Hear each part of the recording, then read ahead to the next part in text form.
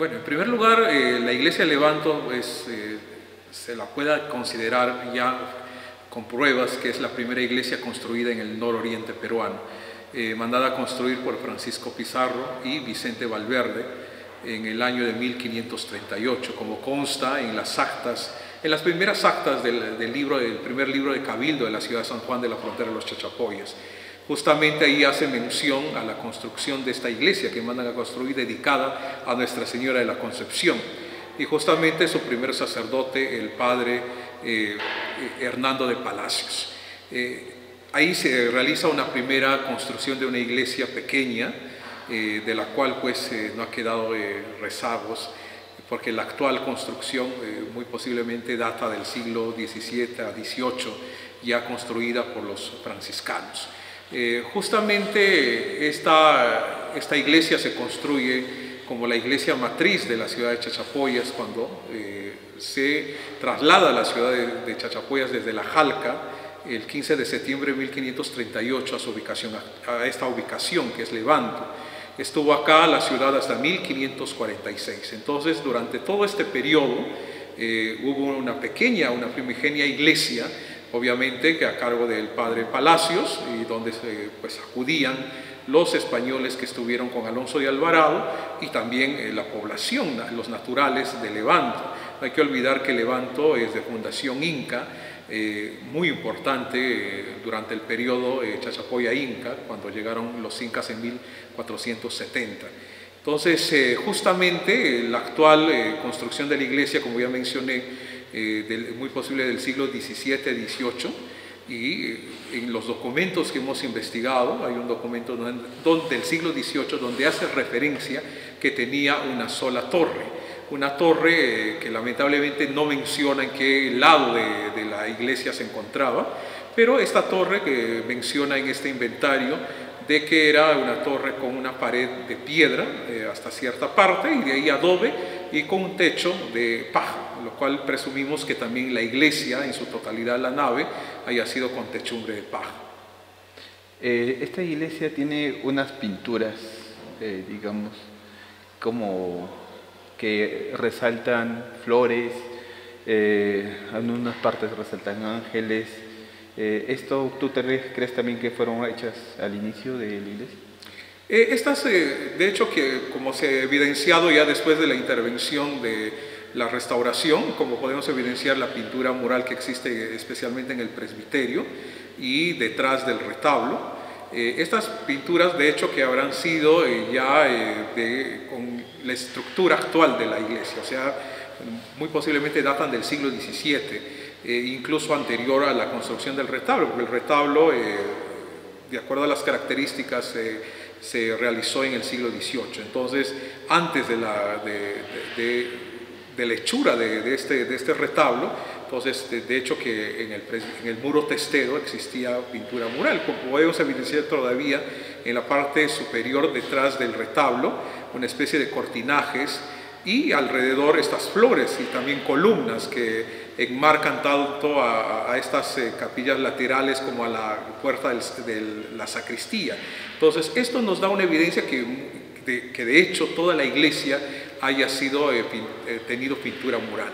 Entonces esta pintura mural es muy probable que date desde el siglo XVII, que se mantuvo al XVIII y ya en el XIX de hecho que ya con nuevos enlucidos, nuevos trabajos, porque en realidad la iglesia a lo largo del tiempo, de los siglos, ha tenido refacciones tanto en el techo, el enlucido de paredes y el piso y otras acciones que hacían, y de eso existe evidencia especialmente en estas vigas que están sobre la nave de la iglesia, que tienen algunas escrituras y algunas fechas, por ejemplo de 1805, hay otras de fines del siglo XIX, que estas son evidencias de los trabajos que realizaban personas de acá o el alcalde o las autoridades de Levanto. En Levanto nos dicen que ya hay varias iglesias, el cristianismo se fue perdiendo. En cuanto al tema de las sectas, de hecho sí, lamentablemente, bueno, no es lamentablemente, sino que el tema está de que estamos en un país, en este caso, donde hay libertad de culto. Ya no es lo mismo, la misma catolicidad de antes, o la fe religiosa que existía, podríamos decir hace 100 años o hace 50 años, donde toda la población era católica.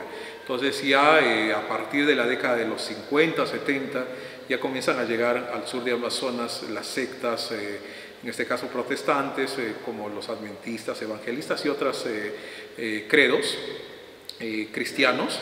Y bueno, obviamente eso también en el caso, por ejemplo, de es una amenaza, podríamos decirlo así, para el tema, por ejemplo, de la tradición religiosa, del culto, que se ha mantenido durante los siglos, que tiene todo un proceso de evangelización.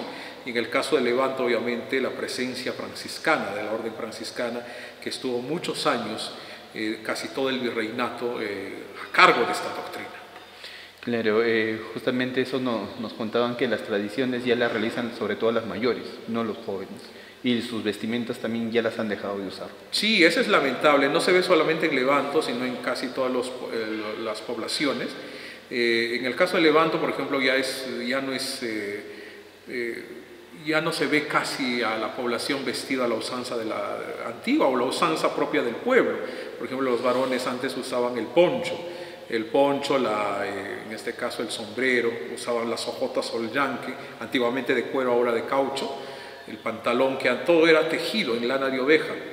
Igual las mujeres, la pollera, ya no se ve acá mujeres con pollera o con el traje típico. Entonces esto es lamentable, porque tanto ya la población ha dejado de hacerlo, solamente los mayores, algunos mayores, y los jóvenes, bueno, solamente los usan en el caso, por ejemplo, si tienen que participar en el Raymillacta en junio en Chachapoyas o en ocasiones especiales. Lo que sí me agrada bastante es que se mantiene, por ejemplo, tanto en niños, adolescentes y jóvenes, e incluso también mujeres están involucradas en el tema, por ejemplo, de bailar las danzas tradicionales, especialmente la volada. La volada, que es una danza dedicada a San Pedro, que se baila el 29 de junio, donde bailan, antiguamente solamente era permitido que bailen los varones, pero ahora también veo mujeres y jóvenes que ya han aprendido y que lo están bailando. Igual el tema de las payas y los singas, bailan adolescentes, niños y niñas.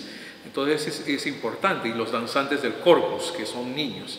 Entonces ahí sí se involucran, igual en las pastorcitas de Navidad, a niños. Entonces creo que todavía ahí tenemos una fortaleza en cuanto a que ellos mantienen esta tradición. Entonces nos falta todavía, no solamente en Levanto, en todo el sur de Amazonas, incentivar el tema de la identidad. El tema de identidad, de sentirse orgulloso. Y yo creo que esto va a ser un aliciente, la iglesia y el museo, y también la plaza que ha sido intervenida por el consorcio Levanto, va a ser un aliciente para que Levanto también nuevamente rescate y se den cuenta de los valores y también de la gran riqueza cultural que tiene. En el caso de Levanto, incluso el nombre de Levanto, en este caso es San Pedro de Levanto, está dedicado a este santo, en este caso al apóstol de Jesús. Acá tiene bastante importancia, incluso ha conllevado a que se deje un poquito de lado a la titular de la iglesia, la patrona originaria o histórica, podríamos decirlo, de Levanto, que es Nuestra Señora de la Concepción, o la Mamá Levanto, que se celebraba el 8 de junio y que tenía su cofradía en la época virreinal, y que se mantuvo esta fiesta hasta la década más o menos de los 70, y que ahora se ha unido en una sola festividad, que es la fiesta de San Pedro y San Pablo. Ahí se celebra tanto a San Pedro y a la Mamá Levanto. Entonces se ha dejado de lado otras festividades que por temas económicos, por temas también que la población y que el mundo va cambiando, se dejan de realizar. Una cosa, por ejemplo, es que ya Levanto no tiene un sacerdote propio, como lo tenía antiguamente, y que este sacerdote se dedicaba para la celebración de todas las fiestas. Entonces acá carecen, por ejemplo, el sacerdote viene cada 15 días o al mes de Chachapoyas, porque esto pertenece actualmente a la parroquia de Chachapoyas, el Sagrario. Entonces ahí eso ha conllevado a que se deje de lado estas fiestas tan importantes que fueron, como la de la Mamá Levanto el 8 de enero. Entonces todo se ha centrado ya en San Pedro, porque San Pedro ya la población en sí la considera su patrón, y entonces la fiesta patronal de Levanto ya no es la Mamá Levanto, sino es San Pedro. El primer sacerdote, que es Hernando de Palacios, No hace referencia en ningún documento a qué orden perteneció, lo más probable que haya sido diocesano. Ya cuando llegan acá los franciscanos a esta zona, más o menos 1546, no tenemos un registro exacto ni en la historia de los franciscanos en el Perú, pero se presume que fue en 1546. Entonces ellos son los que se dedican al mantenimiento y obviamente a la doctrina o el curato de Levanto durante varios siglos hasta fines del siglo XVIII. Y en el siglo XVIII tenemos el registro ya no de sacerdotes franciscanos, sino de sacerdotes diocesanos. Dentro de ellos, por ejemplo, Leandro Rodríguez de Mendoza, que pertenecía a esta familia que tenía el poder económico, comercial del nororiente peruano, familiar cercano del prócer de la independencia, Toribio Rodríguez de Mendoza. Y justamente Leandro Rodríguez de Mendoza está cuando llega la visita de Martínez Compañón en 1782. Entonces, desde fines del siglo XIX hasta la actualidad, ya estuvo a cargo esta iglesia de los sacerdotes diocesanos. Y más o menos cómo se fue adoctrinando, bueno, de lo que tú conozcas, a la población en sus inicios, y bueno, ahora ya sabemos cómo fue la evolución, pero más o menos cómo fue la doctrina religiosa en Levanto. Claro, estuvo, como dije inicialmente, por este sacerdote Hernando Palacios.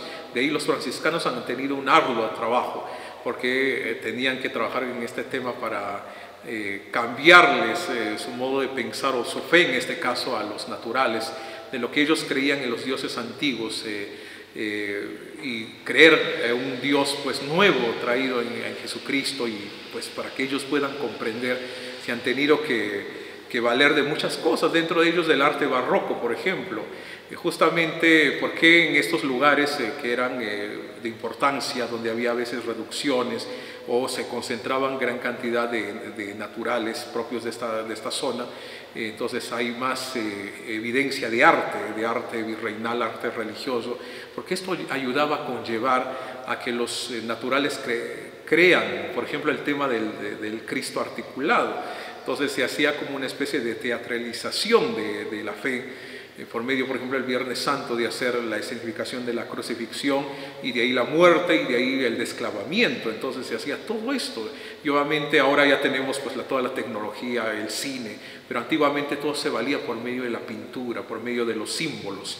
Por eso es que el arte barroco es muy rico, y justamente Levanto es uno de los templos en el sur de Amazonas que tiene gran riqueza en arte virreinal religioso, y esto ha ayudado a que para la evangelización, el uso que se daba.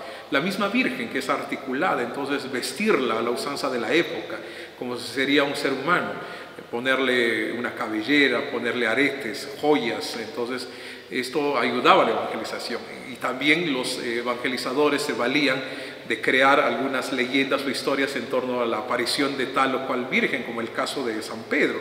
San Pedro, que de acuerdo a la historia fue encontrado y fue traído por los danzantes, de ahí nace la danza de la volada. Entonces y fue traído a la iglesia, y de ahí creció más la veneración a este santo. Entonces no fue fácil el tema de la evangelización, ha tenido muchos años de doctrina por parte de los religiosos, y obviamente detrás de ellos también estaban los encomenderos, que tenían que velar también por la evangelización de los naturales. Por eso es que la corona española les otorgaba este territorio, pero a cambio ellos tenían que tener un sacerdote, pagar, por ejemplo, solventar a este doctrinero para que evangelice, y para que la idea es de que todos se bauticen y crean en los dogmas o en la doctrina de la Iglesia Católica, en la fe de la Iglesia Católica. En esta iglesia tenemos una virgen que, como puedes ver, que está a tu lado izquierdo, es una virgen evangelizadora, ¿no? Claro, se la conoce, también se le puede llamar como la Virgen Evangelizadora o de la Conquista.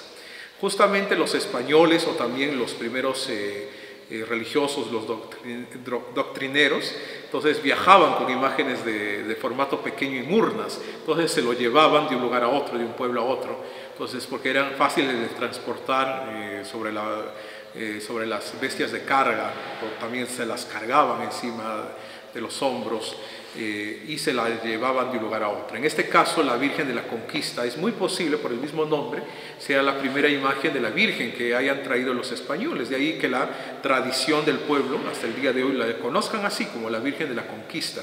Lo mismo que ha pasado en muchos pueblos y ciudades, en los primeros Cristos, se les denomina el Cristo de la Conquista o imágenes de la Virgen.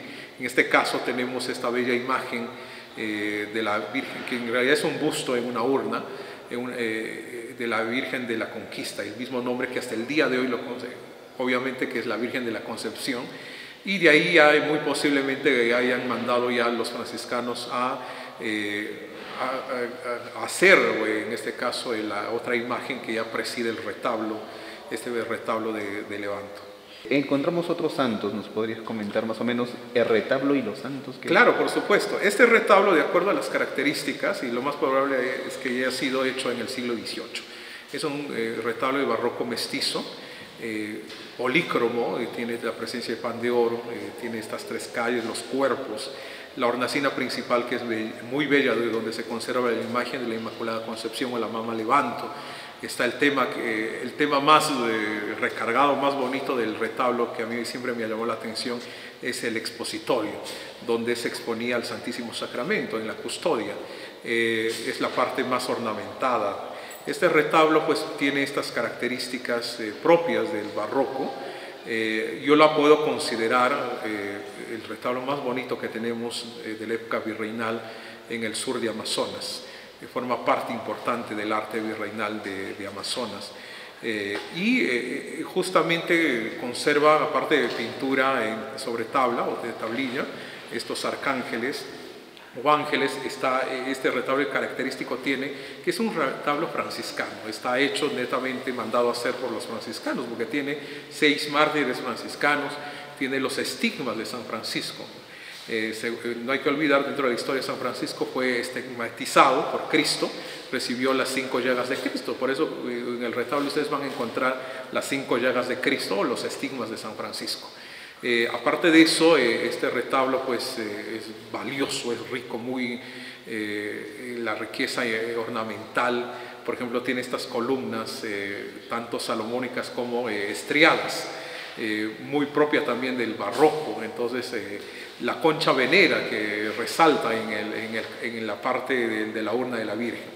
Entonces vamos a tener en el centro, obviamente presidiendo como la imagen titular a la cual está dedicada esta iglesia, Nuestra Señora de la Concepción o la Inmaculada Concepción, conocida comúnmente acá cariñosamente como la Mamá Levanto.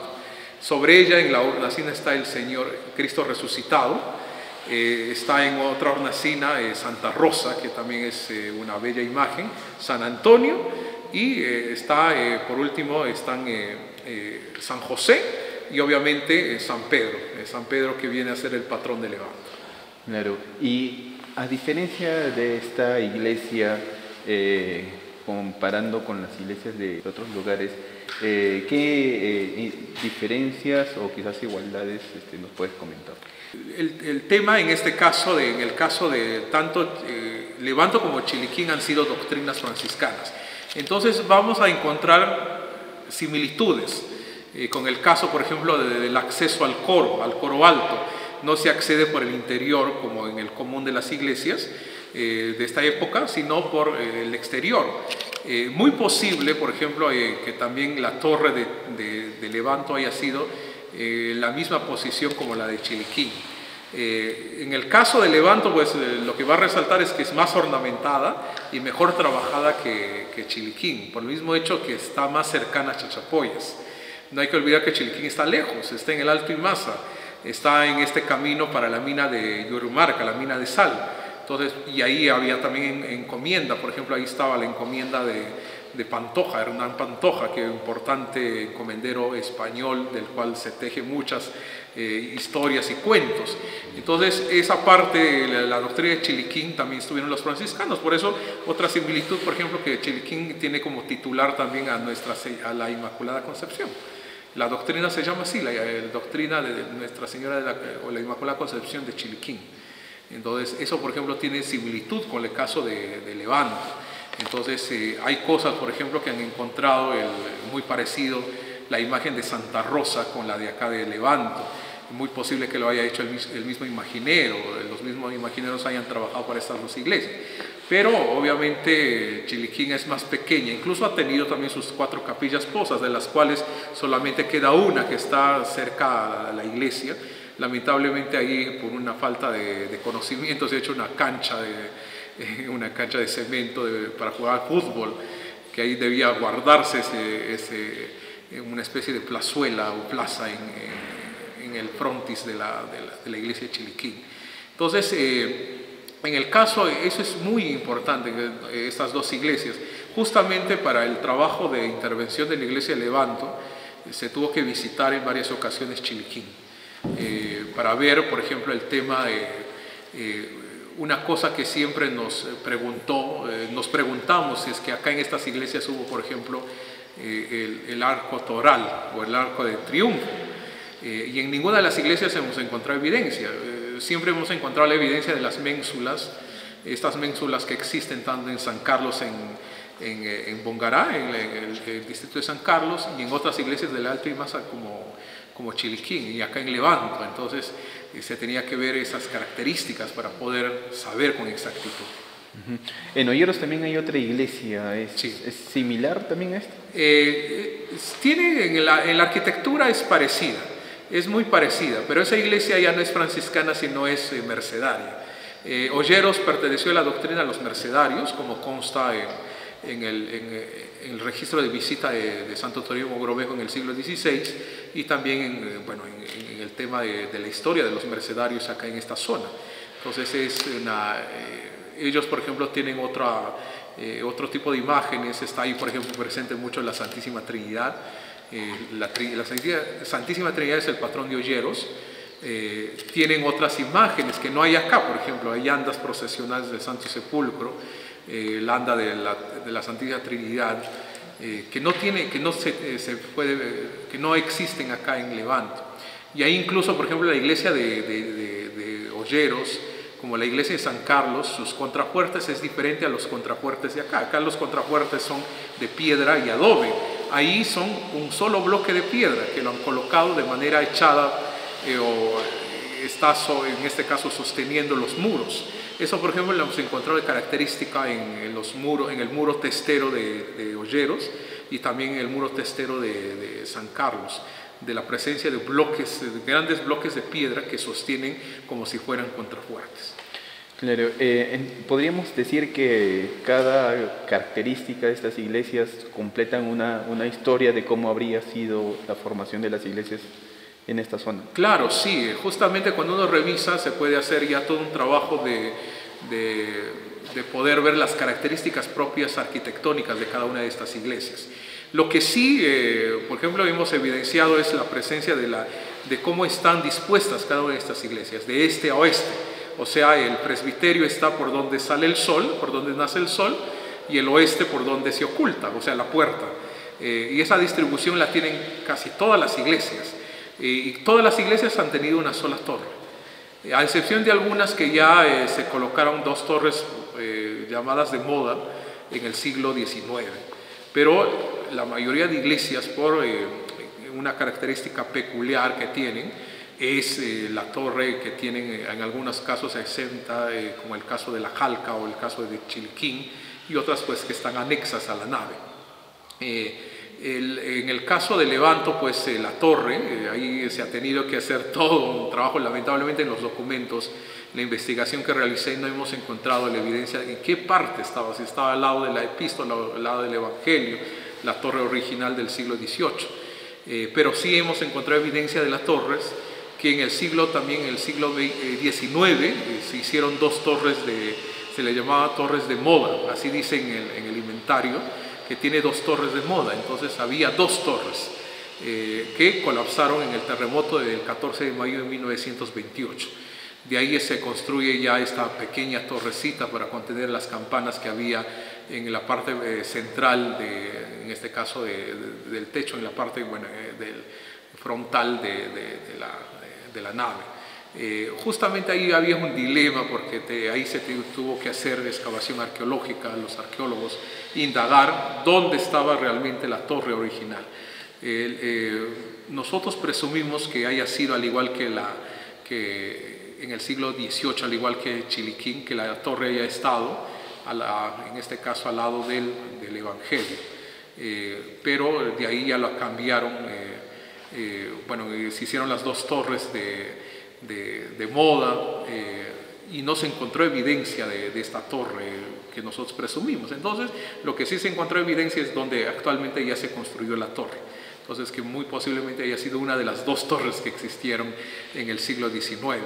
Entonces, pero igual se ha recuperado. De esta distribución, como vemos acá en Levanto en la actualidad que se ha hecho es la torre, hay una evidencia que es la iglesia de San Carlos en Bongarán, que su torre lo tiene a la mano derecha y no a la izquierda, como en el caso de las otras. Entonces, ahí sí hay una evidencia incluso de esta torre. Entonces, las otras tienen la otra distribución. Y acá, se tomó también la decisión porque si se hubiera hecho la torre exenta, no se hubiera permitido, en este caso no se hubiera permitido ingresar por la puerta ya tradicional que le han dado desde el siglo XIX más o menos, esta puerta que ya tiene en la actualidad que da ingreso hacia el atrio de la iglesia, desde la plaza hacia el atrio, que ya es parte de la tradición arquitectónica del entorno de la iglesia de Levanto. Bueno, a modo de resumen, ¿podríamos decir que esta es una de las primeras iglesias en este lugar? En realidad, yo la puedo decir ya comprobado con documentos, de acuerdo a las actas del primer libro de Cabildo de la ciudad de San Juan de la Frontera, que esta es la primera iglesia construida en el nororiente peruano. Entonces, esta es la primera iglesia de importancia, que es la primera iglesia que tiene un valor histórico, porque lo manda a dedicar y a construir Francisco Pizarro, y el obispo en ese entonces, el obispo del Cusco, al cual pertenecía en ese entonces Chachapoyas, que Vicente Valverde, entonces, y dedicada a Nuestra Señora de la Concepción. Entonces, en resumen, esta iglesia conserva eso, como la primera iglesia construida en el nororiente peruano, y también la presencia de la primera advocación mariana que llega a esta región, la primera advocación dedicada a Nuestra Señora de la Concepción. Entonces ahí nace la devoción a la Virgen María en toda esta región. Entonces guarda esta historia. Entonces, en resumen, se puede decir que esta es la primera iglesia del nororiente peruano. Y en cuanto a manejar datos, ¿cuántas modificaciones crees que tuvo esta iglesia? Yo creo que importantes, creo que habrá tenido hasta 3. La primera, obviamente, cuando se construyó la primera templo, de hecho habrá sido una pequeña capilla que se hizo rápidamente porque se tenía que evangelizar y tener un lugar de culto. Y de ahí ya cuando vienen los franciscanos ya construyeron esta iglesia más grande. Pero esta iglesia también ha tenido momentos que han sufrido por los diversos sismos que hemos tenido, especialmente el 28, y ahí obviamente ha habido la modificación de quedarse sin las torres, por ejemplo. Entonces vamos a tener el momento inicial, siglo XVI, otro en el siglo XVII de los franciscanos, cuando construyen el actual, porque estos muros deben ser de esa época, y ya en el siglo XIX de que realizan estas modificaciones, especialmente después del terremoto en el siglo XX del 28, especialmente de quedarse sin estas torres y modificarse el aspecto de darle esta torre que conocían los pobladores y que todos ya le hemos visto, esta pequeña torre de quincha donde estaban las campanas. Muy bien, bueno, una reflexión tuya para la población de Levanto en cuanto a su feligresía, o quizás no tanto feligresías, pero el valor que tiene este recinto religioso. No solamente para los pobladores de Levanto, sino para todos de Amazonas. Justamente la restauración e intervención por medio del proyecto inicial trabajado por ProAmazonas y ahora ya hecho realidad por el consorcio Levanto. Esto nos ha conllevado a todos, tanto a mí como investigador histórico, a los restauradores y a todos que han intervenido acá, a darnos cuenta del gran valor que tiene esta iglesia, no solamente por el tema arquitectónico e histórico, sino también por conservar, eso es lo bueno que la población ha sabido conservar durante todos estos siglos, todos los bienes patrimoniales que tiene. Tanto, por ejemplo, puedo nombrar específicamente los paños de la Pasión, los paños pintados que tienen acá, los guadanesí en cuero repujado y otros elementos que tienen importantísimos, tanto en madera, entallado, en madera policromada, el mismo retablo, que es una maravilla. Entonces eso nos conlleva a nosotros en primer lugar a darnos cuenta de la importancia y el valor que tiene esta iglesia histórica, y también por preservar el arte virreinal del sur de Amazonas, que es poco conocido a nivel nacional. Entonces esto tiene que conllevar a la población, especialmente de Levanto, a darse cuenta que tienen acá una joya, que tienen acá, aparte de la historia que conserva el pueblo, no solamente Siálapes, sino también tienen la iglesia, y ahora también van a tener este pequeño museo donde la población, en primer lugar de Levanto, va a conocer más sobre su historia y darle valor, porque la idea es que ellos lo den valor, que conozcan y que ellos sean los que guíen en futuros meses, futuros años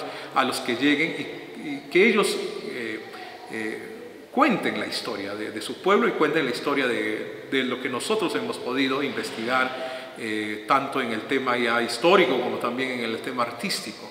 Entonces esto es una tarea para no solamente los de Levanto, sino para todos los amazonenses, para darnos cuenta del gran valor que no solamente hay que mirar en la época prehispánica o en la época actual, sino también en la época virreinal, de cómo ha habido acá una producción de arte virreinal, arte propio de esta zona, donde todavía se puede evidenciar la continuidad de iconografía como el rombo, por ejemplo, chacha o chachapoya, de la cultura chachapoya, que se ha ido manteniendo en el arte.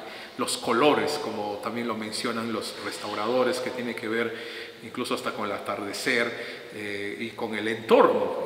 Y hay que investigar todavía, queda por ahí, para ver, por ejemplo, qué tipo de plantas o flores son las que están en el retablo o en estas pinturas murales. Entonces, al fin, para concluir, es una tarea de todos conocer en primer lugar, querer todo esto y conservarlo, porque ya termina el proyecto y obviamente esto va a quedar a manos de la población, y especialmente la población y los encargados tienen que cuidar, mantener, preservar todos los bienes patrimoniales que ya les entregan restaurados y que gracias a esta restauración e intervención se van a mantener en el tiempo.